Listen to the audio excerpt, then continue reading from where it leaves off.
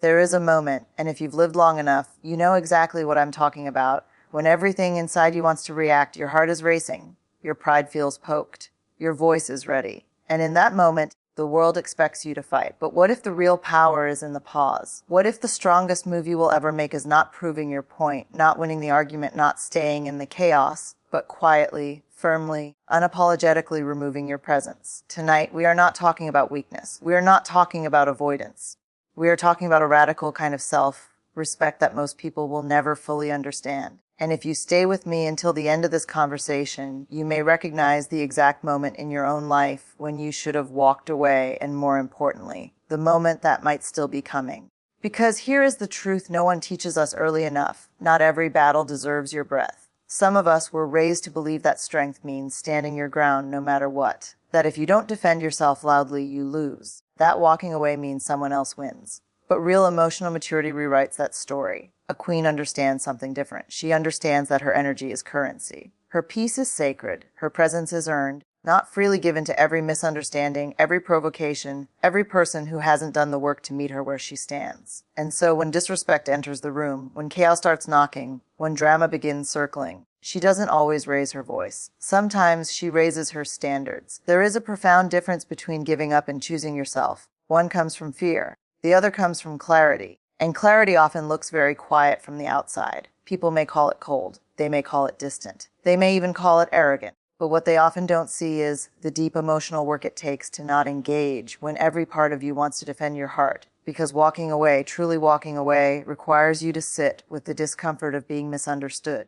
It requires you to tolerate the stories people will tell about your silence. It requires you to trust that protecting your peace is more important than protecting your image. And that is not weakness. That is emotional bravery. A queen does not fight for a seat at a table where respect is missing. She does not beg to be heard in rooms committed to misunderstanding her. She does not shrink herself to make chaos more comfortable. She observes. She assesses. And when necessary, she exits. Not dramatically, not bitterly, but intentionally. Because the most dangerous thing about a woman who knows her worth is not how loudly she can argue. It's how calmly she can leave. And when she does, the room feels it. There is a moment most of us know intimately. The split second when your chest tightens, your thoughts start racing, and every instinct in your body tells you to react.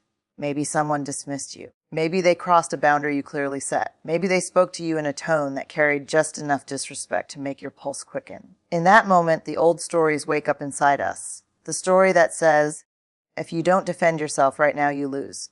The story that whispers, silence means weakness.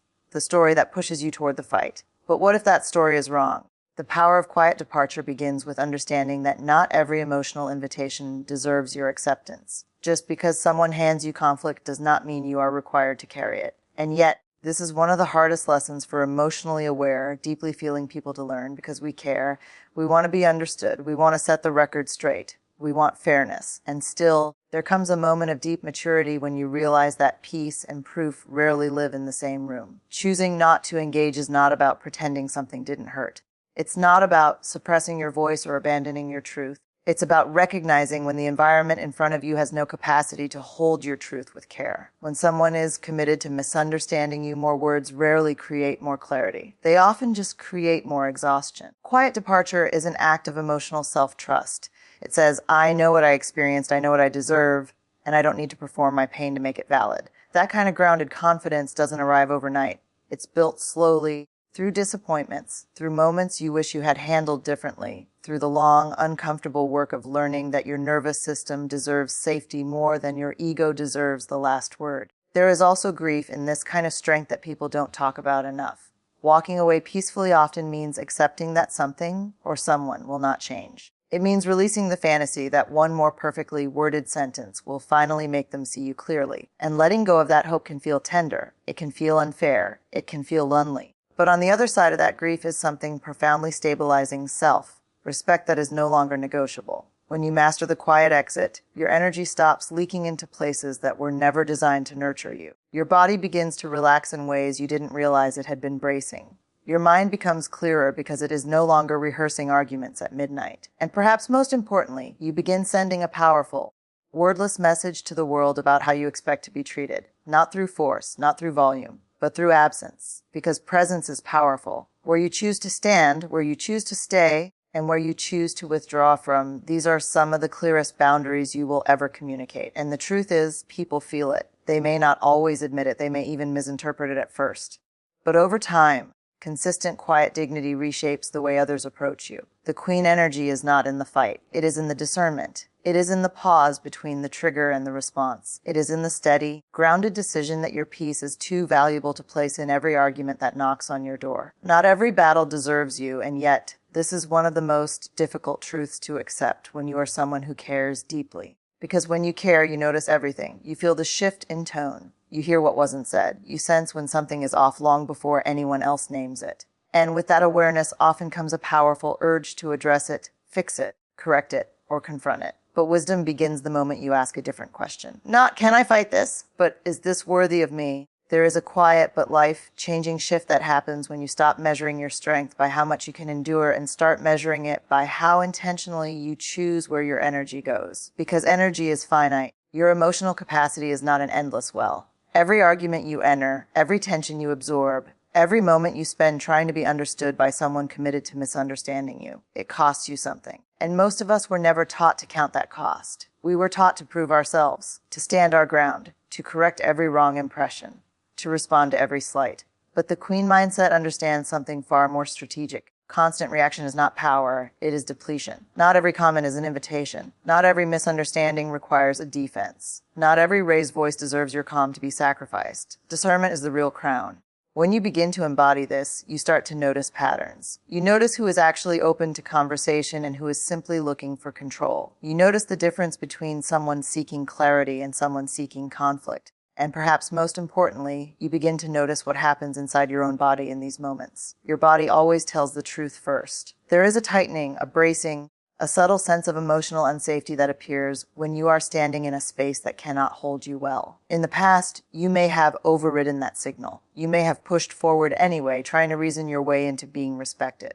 But emotional maturity invites a different response. It invites you to trust the wisdom of your own nervous system. Because here is the hard truth: some battles are designed to drain you. They go in circles. They move the goalposts. They leave you more exhausted than understood. And when you find yourself in one of those loops, the most powerful move is often the one that feels the least satisfying in the moment: stepping back. This is not about avoidance. It is about alignment. It is about recognizing that your voice is valuable enough to be used where it can actually create movement. It is about understanding that constantly defending your worth to the wrong audience slowly erodes the very confidence you are trying to protect.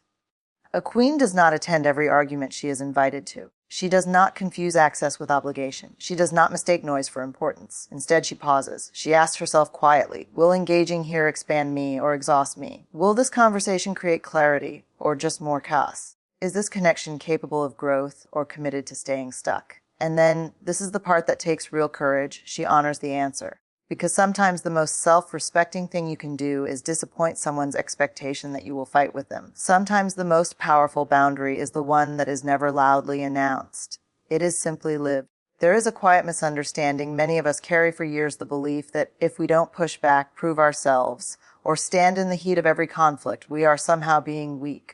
We've been conditioned to equate strength with resistance, volume, and endurance. So when we choose calm over chaos, distance over drama, or silence over argument, something inside us may whisper, am I backing down? Am I letting them win? But wisdom and weakness can look surprisingly similar on the surface. And that's where the confusion lies. Weakness usually comes from fear. It is the tightening in your chest that says, I don't have the power to face this. It is avoidance rooted in self-doubt, in the belief that your voice doesn't matter or that your needs are too much. Weakness abandons the self. Wisdom, however, is something entirely different. Wisdom is grounded. It is aware. It is the steady inner knowing that says, I see exactly what this situation is, and I am choosing my response carefully. Where weakness shrinks, wisdom stands tall even when it walks away.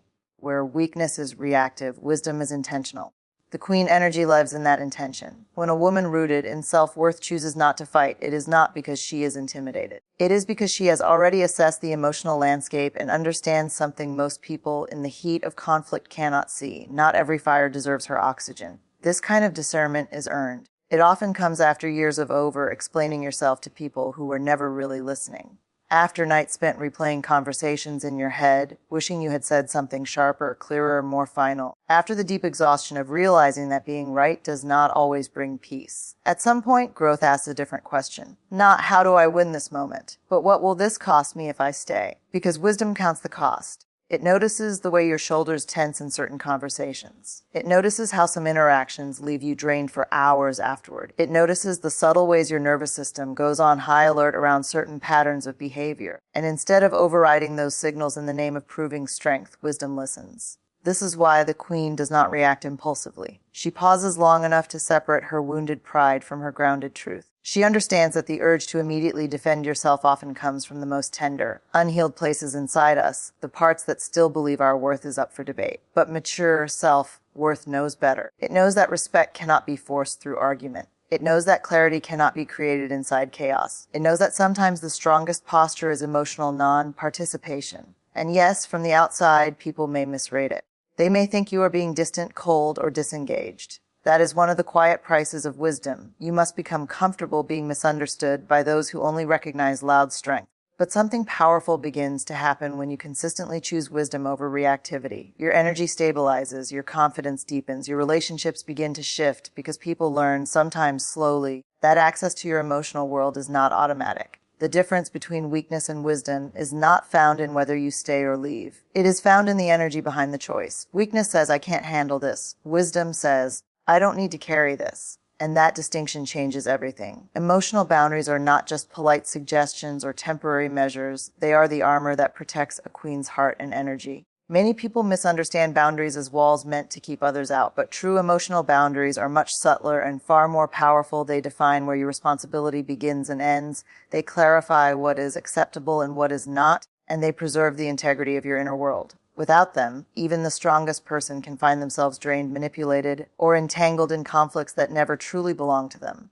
Boundaries start with self-awareness. You have to know what you will tolerate, what behavior feels like overreach, and what types of interactions leave you unsettled. That awareness requires honesty, a willingness to acknowledge not just what others are doing, but how it affects you. A queen knows that ignoring these signals is a slow surrender to exhaustion, a quiet erosion of self-respect. She understands that saying yes when she means no, or staying in situations that harm her peace, is not noble. It is a slow, silent depletion of her power. Setting boundaries is also an act of clarity. It communicates to the world, not in anger, not in theatrics, but in presence and intention, exactly what is non-negotiable. When someone crosses a line, you no longer react chaotically or attempt to justify yourself endlessly. You simply enforce your limits with the quiet authority of someone who values her time, her energy, and her emotional well-being. This does not always mean confrontation. Often it means strategic withdrawal, selective engagement, or choosing not to participate in certain dynamics. Each decision sends a subtle but powerful message: your peace is not optional, and you will protect it.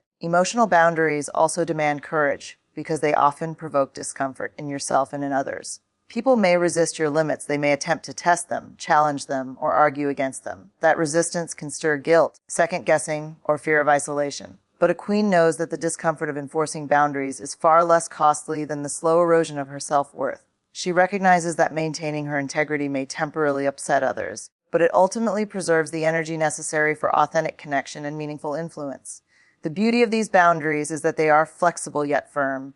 They do not require rigid detachment or coldness. They require awareness, consistency, and self-respect. A queen understands that boundaries are not punitive, they are protective. They allow her to engage fully in relationships that are reciprocal and healthy while disengaging from those that drain, manipulate, or diminish her. She does not apologize for maintaining her inner sanctuary, because she knows that every interaction she engages in should honor, rather than compromise, her emotional equilibrium. Boundaries also redefine strength. Strength is not measured by how much you endure or how many battles you fight. It is measured by how wisely you allocate your energy and how fiercely you guard your well-being.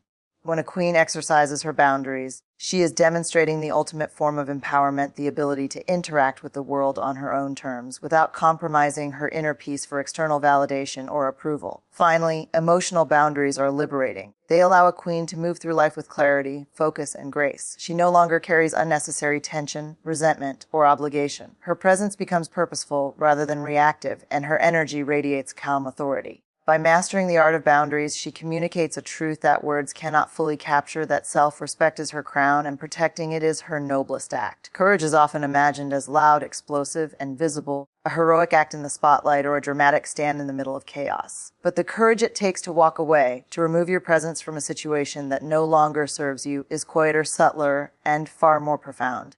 It is the courage of holding your dignity intact while the world around you rages, the courage of trusting your inner compass when external voices are demanding you stay, and the courage of embracing uncertainty rather than settling for chaos. True courage is not the absence of fear. It is moving through fear with clarity, intention, and respect for your own worth. Walking away requires you to face discomfort head on. There is a natural tension in leaving a room, a conversation, or a relationship that feels familiar, even if it is toxic or draining. Humans are wired to seek resolution, to correct injustice, to defend themselves. Every fiber of your body will scream that staying is easier, that reacting is safer, that engagement is the responsible choice. And yet the Queen understands that strength is measured not by how long you endure, but by how wisely you choose where you invest your energy. She knows that courage sometimes looks like silence and sometimes looks like absence.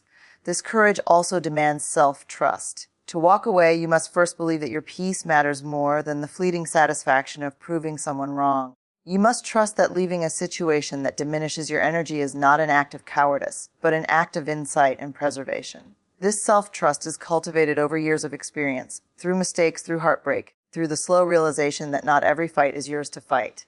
It is the quiet knowledge that your emotional well-being is not contingent on external approval, and that your value is inherent, not negotiated. Moreover, the courage to remove your presence transforms your relationship with power. Most people confuse power with control, with dominance, with the ability to bend others to their will. But true power lies in restraint.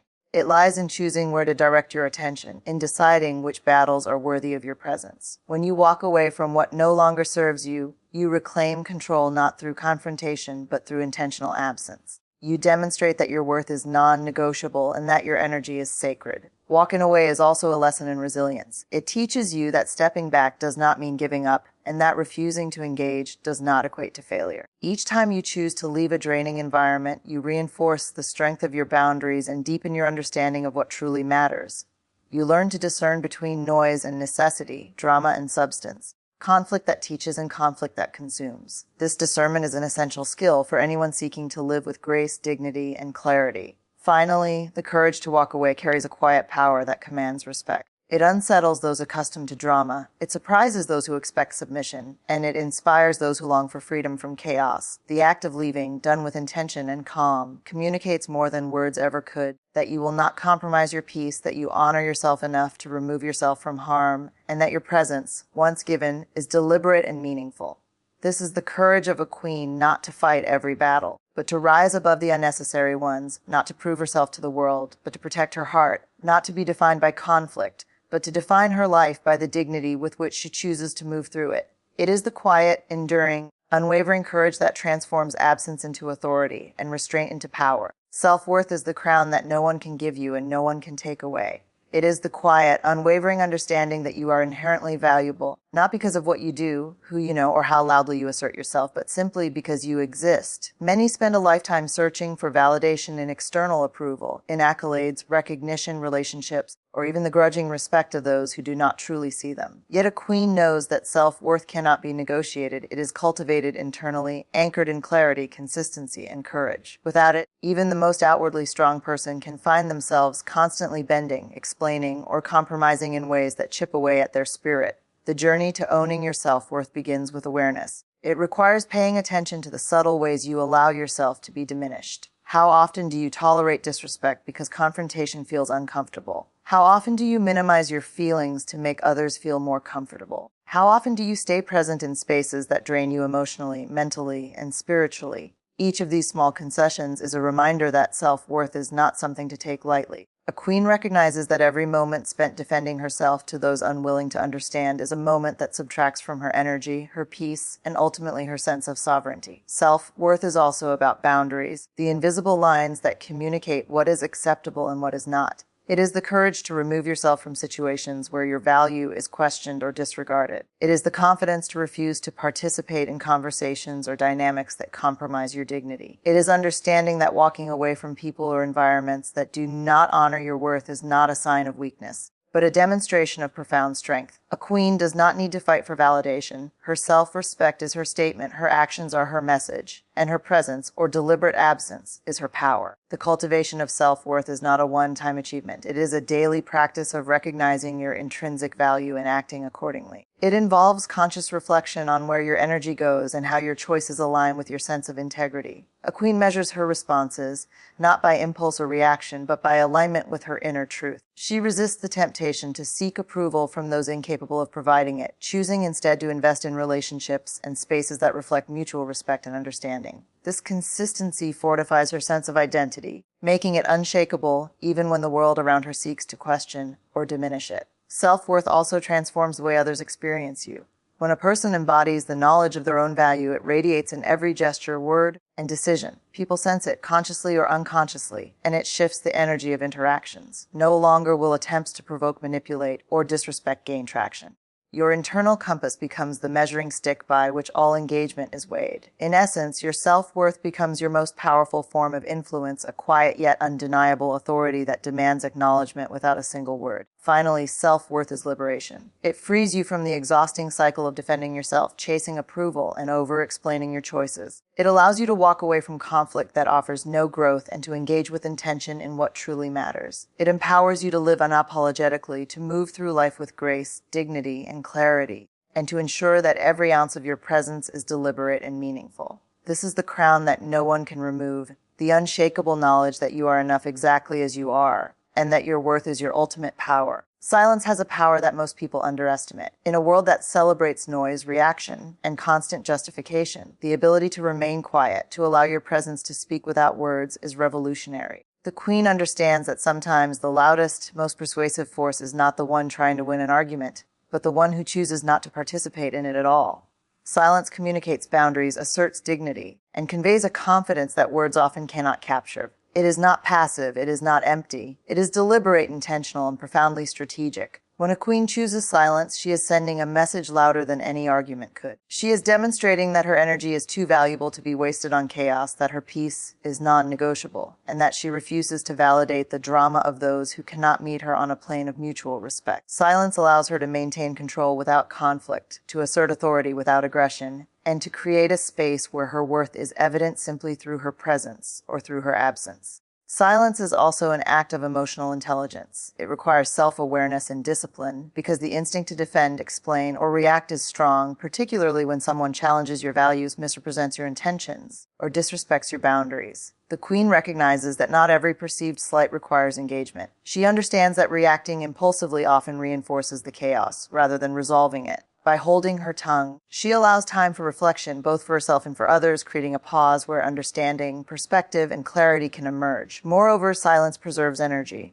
Every word spoken in conflict consumes emotional resources, often with little to no productive outcome. Silence conserves strength, allowing the queen to focus on what truly matters, her well-being, her goals, and the relationships that honor her value. It is a protective mechanism as much as it is a statement of strength. The act of withholding reaction does not mean indifference. Rather, it is a deliberate choice to prioritize her energy and maintain her equilibrium in a world that constantly seeks to drain it. Silence can also transform perception. Those who are accustomed to reaction and noise may initially misinterpret it as disinterest or weakness. Yet over time, they begin to sense the depth of self-possession and authority that lies beneath it. Silence creates space for reflection, for accountability, and for recognition of the queen's boundaries. It teaches others that her engagement is earned, her attention is precious, and her energy is not to be taken for granted. Finally, silence allows for dignity. In choosing not to fight, the queen maintains her grace, preserves her integrity, and removes herself from situations that could compromise her self-respect.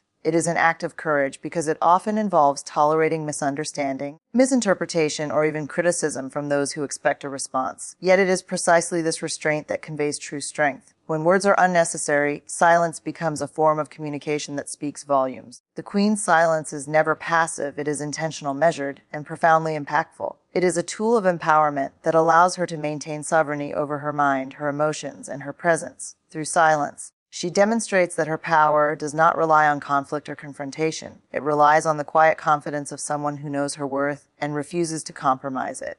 Healing after choosing yourself is a journey that few fully appreciate because it asks us to do what is both radical and deeply human to prioritize our own well-being over external expectations, comfort, or approval. When a queen removes her presence from a situation, she often leaves behind not only the conflict or the toxicity, but also a tangle of emotions that must be tended to with care. There is grief in stepping away, even when it is necessary. There is a strange tension between relief and guilt, between liberation and doubt. Healing is the process of sitting with those feelings without judgment, allowing yourself to integrate the choice you made, and recognizing that choosing yourself was not selfish, it was survival, dignity, and courage in action. This healing begins with acknowledgement. You must recognize the truth of your own experience, that you were stretched, depleted, or disrespected, and that removing yourself was a deliberate, conscious act of self-preservation. It is tempting to minimize the impact of the situation, to convince yourself that you are overreacting or being dramatic, especially when others question your choices. Healing demands that you validate your own experience first, giving your inner voice the attention, respect, and care that you may have withheld for too long. Forgiveness of yourself and sometimes of others is another vital component of this process. Choosing yourself can stir guilt, as though your presence alone was meant to fix everything or placate everyone. The queen learns to release that burden, understanding that she cannot control others' feelings, reactions, or disappointments.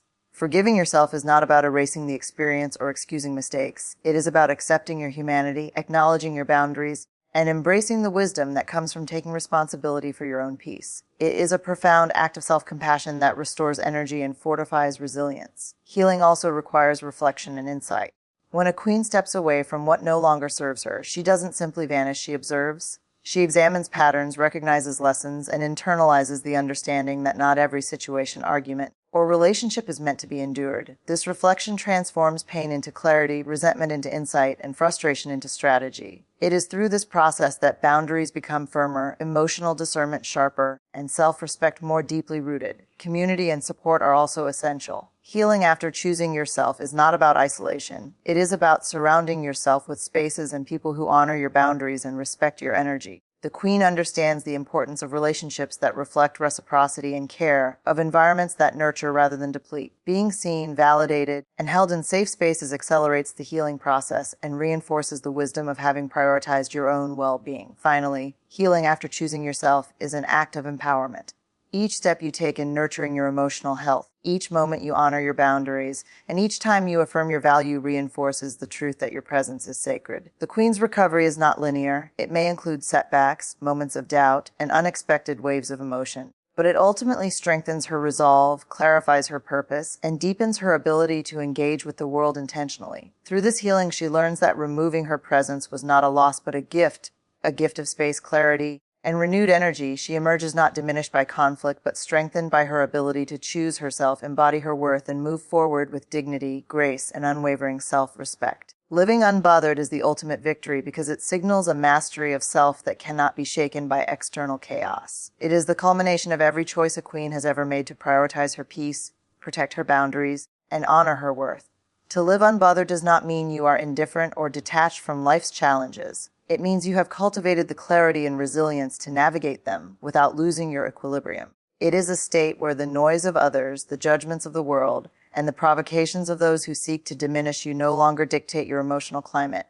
This is the most profound kind of freedom because it arises from within and cannot be granted or taken by anyone else. To live unbothered, a queen first learns the power of discernment. She understands which conflicts require her engagement and which do not. She knows that her energy is finite and precious, and that every moment spent reacting to unnecessary drama is a moment stolen from her own growth, creativity, and joy. By consistently choosing where to invest her presence, she demonstrates an intelligence that is as strategic as it is graceful. In this way, living unbothered is not passive, it is deliberate, intentional, and profoundly powerful. Another essential element of living unbothered is self-mastery. The queen recognizes that her reactions, emotions, and energy belong to her alone. She does not allow others to trigger her into reactive states, because she understands that external circumstances do not define her internal world. She develops the ability to pause, breathe, and choose her response, or choose no response at all. This level of emotional sovereignty transforms what might have once been stress, provocation, or offense into opportunities for reflection, wisdom, and self-possession. Living unbothered also requires detachment from validation.